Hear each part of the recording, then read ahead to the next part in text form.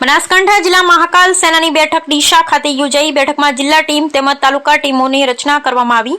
મહાકાલ સેના ગુજરાત પ્રદેશ ઉપાધ્યક્ષ અશોકસિંહ વાઘેલા તથા મહાકાલ સેના બનાસકાંઠા જિલ્લા અધ્યક્ષ શૈલેન્દ્રસિંહ વાઘેલા તથા મોટી સંખ્યામાં મહાકાલ સેનાના જિલ્લાના દરેક તાલુકાના શરૂઆતના પૂર્વ મોટી સંખ્યામાં હોદ્દેદારોની ઉપસ્થિતિમાં બનાસકાંઠા જિલ્લા તથા તાલુકાઓના નવીન હોદ્દેદારોની વરણી કરવામાં આવી। બનાસકાંઠા જિલ્લા પ્રમુખ તરીકે શૈલેન્દ્રસિંહ વાઘેલાની જ ફરીથી સર્વાનુમતે વરણી કરવામાં આવી। તેમજ જિલ્લાની ટીમમાં ચેહરસિંહ વાઘેલા, ખારિયા, કાંકરેજ તેમજ દરેક તાલુકામાંથી એક વ્યક્તિને જિલ્લાની ટીમમાં વરણી કરવામાં આવી હતી।